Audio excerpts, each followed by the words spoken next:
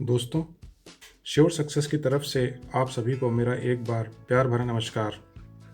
दोस्तों, आज हम इंटरव्यू के सबसे कठिन समझे जाने वाले सवाल का जवाब बहुत ही आसानी से समझेंगे और वो सवाल है, tell me something about yourself या take us through your resume. अब जैसे ही ये सवाल इंटरव्यूअर बोलता है तो हम ये सोचने लग जाते हैं कि हमको कौन सी चीज़ें बतानी चाहिए, कौन सी चीज़ें नहीं बतानी चाहिए। आपका सोचना भी एक्चुअली सही है, क्योंकि उसके सामने तो हमारा सारा रिज्यूम है, फिर वो हमसे एक्चुअली जानना क्या चाह रहा है। तो वो हमसे ये जानना चाहता है कि काम को लेकर के हमारा नज़रिया कैसा है और हम अपनी चीज़ों को प्रेजेंट करने में कैसे हैं, हमारा थॉट प्रोसेस कैसा है और हम कंपनी की ग्रोथ में क्या योगदान देंगे। हमें इंटरव्यू लेने वाले का ध्यान अपनी तरफ रखना चाहिए, उसको हमेशा मतलब ऐसा फील कराना चाहिए कि हम सबसे सूटेबल कैंडिडेट हैं, क्योंकि वो कम से कम एक ही तरह के 10 से 15 लोगों से मिलेगा। तो उसको ये लगना चाहिए कि भैया सबसे सूटेबल कैंडिडेट तो मेरे सामने ही बैठा हुआ है। उसको बात बात पे ये फील होते रहना चाहिए। अब उसको ये फील कैसे होगा? उसको ये तब फील होगा जब हमारे कंटेंट में दम होगी, यानी कि हम जो अपने को प्रेजेंट करेंगे उसमें कुछ दम होनी चाहिए। तो आइए समझते हैं कि हमको कैसे स्टार्ट करना चाहिए। Tell me something about yourself का आंसर या रिस्पॉन्स कैसे करना चाहिए। ग्रीटिंग्स से शुरू करें। जैसा कि 12 के पहले अगर है आप मीटिंग कर रहे हैं तो आप बोलें गुड मॉर्निंग। 12 से 4:30 तक गुड आफ्टरनून, या उसके बाद इन केस अगर रहता है तो गुड इवनिंग। जैसा कि मैंने पुराने वीडियो में बताया था कि चेहरे पर थोड़ी मुस्कुराहट रखें, कॉन्फिडेंस रखें और आई कांटेक्ट रखें।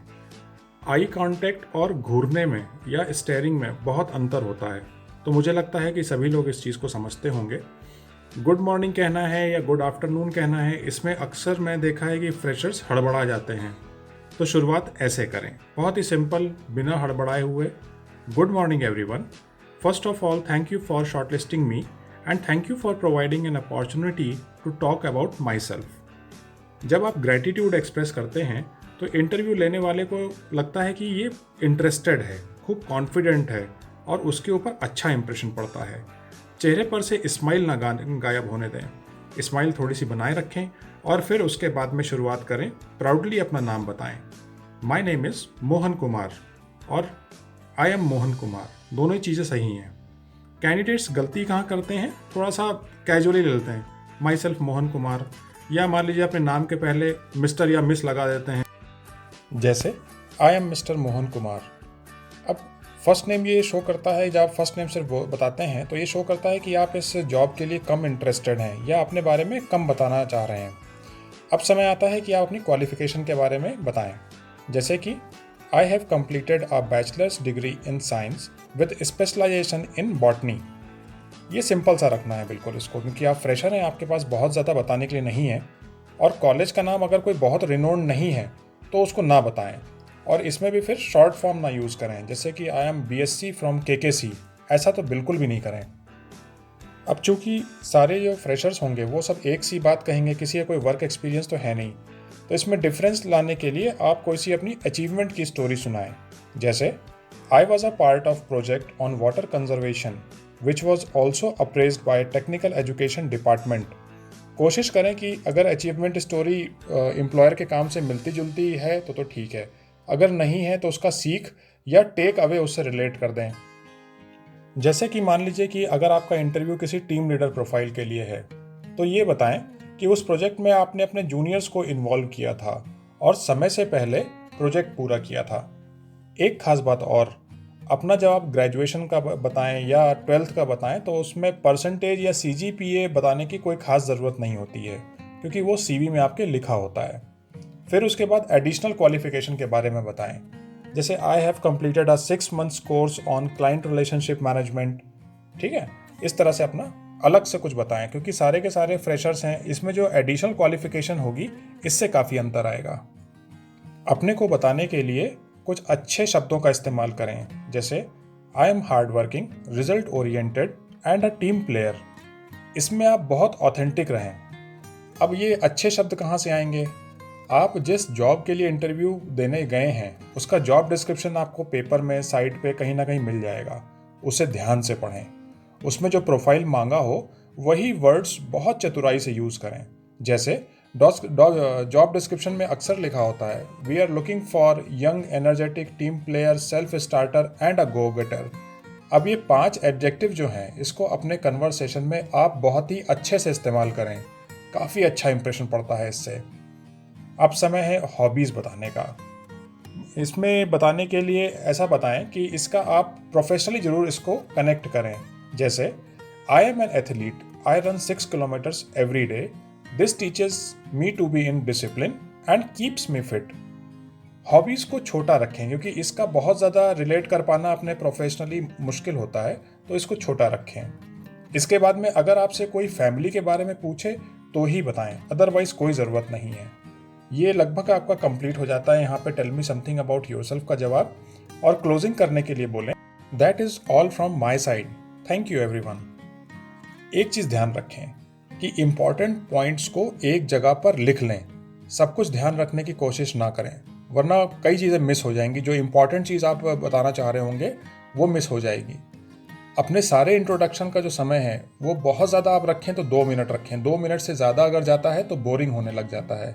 2 मिनट में ही आपको उसे इम्प्रेस करना है।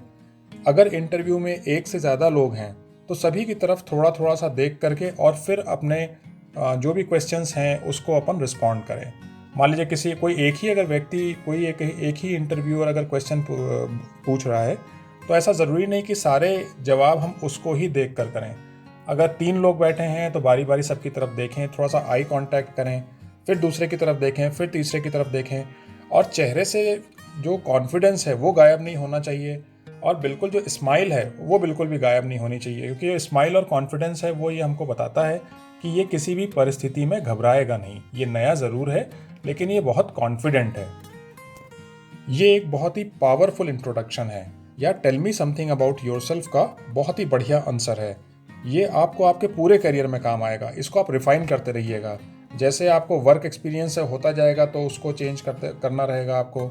वर्क एक्स जैसे होगा तो सबसे पहले उसमें क्या करते हैं कि जो मोस्ट रिसेंट जॉब होती है उसको पहले बताते हैं, फिर उसके बाद में जो बाकी जॉब्स रही हैं उनके बारे में बताते हैं। एक और सबसे ज़रूरी बात, आपने देखा होगा कि जब भी कोई सीवी लेके आता है तो उस पर अलग अलग तरह की चीज़ें लिखी होती हैं। जैसे वो कोई ऊपर लिखेगा रेज्यूमे, कोई लिखेगा सीवी, या सीवी का फुल फॉर्म लिख देगा करिकुलम वाइटे, या बायोडाटा लिख देगा। इन सब का मतलब एक ही होता है और इसमें बिल्कुल भी कंफ्यूज होने की ज़रूरत नहीं है। अब मुझे लगता है कि मैंने अपने इस वीडियो में, जिसमें मैंने tell me something about yourself cover किया है, इसमें इम्पॉर्टेंट जो भी पॉइंट्स होते हैं या जो फ्लो ऑफ डिलीवरी रहता है, हमें किस किस सीक्वेंस में क्या क्या बताना चाहिए, कितने समय लेना चाहिए, किस तरह से बताना चाहिए, क्या इम्पॉर्टेंट फैक्टर्स हैं, वो सारे मैंने कवर कर लिए हैं। और ये बहुत ही पावरफुल इंट्रोडक्शन है, मैं फिर से आपको बता रहा हूँ। इसको आप बिल्कुल यूज़ करिए और आप देखिए कि इंटरव्यूअर के चेहरे पे चमक आ जाएगी। उसको ये लगेगा कि उसको उसका सूटेबल कैंडिडेट मिल गया है। इंटरव्यू देते वक्त हमेशा ये ध्यान रखें कि जितनी आपको नौकरी की ज़रूरत है उतनी ही ज़रूरत उस ऑर्गेनाइजेशन को एक सूटेबल कैंडिडेट की भी है। तो आपको सिर्फ ये प्रेजेंट करना है कि आप ही वो सूटेबल कैंडिडेट हैं, क्योंकि उस एचआर वाले के पास में या इंटरव्यूअर के पास में और भी कई सारे काम हैं। तो अगर आप पर आके उसकी सारी की सारी सर्च एंड हो जाती है, आपको उसने शॉर्टलिस्ट किया है, बुलाया है इंटरेक्शन के लिए, इंटरव्यू के लिए, तो ये समझ के चलिए कि 50% तो वो कन्विंस है। बाकी बचा हुआ आप 50% कैसे उसको कन्विंस करते हैं, ये आपको ये मेरा वीडियो पूरे अच्छे से गाइड करेगा। इसको बहुत ध्यान से देखिएगा, और कुछ भी आपको कन्फ्यूजन लगता है तो आप कमेंट करिए, आई विल श्योरली रिस्पॉन्ड। और मेरी तरफ से आपको फिर से एक बार बहुत सारी बधाइयाँ, बहुत सारी शुभकामनाएं आपकी आने वाली नौकरी के लिए, आने वाले सुनहरे भविष्य के लिए। Thank you so much. इस वीडियो में बस इतना ही। प्रोत्साहन के लिए सब्सक्राइब करें, लाइक करें, कमेंट करें और ज़्यादा से ज़्यादा शेयर करें। आप सभी का बहुत बहुत धन्यवाद।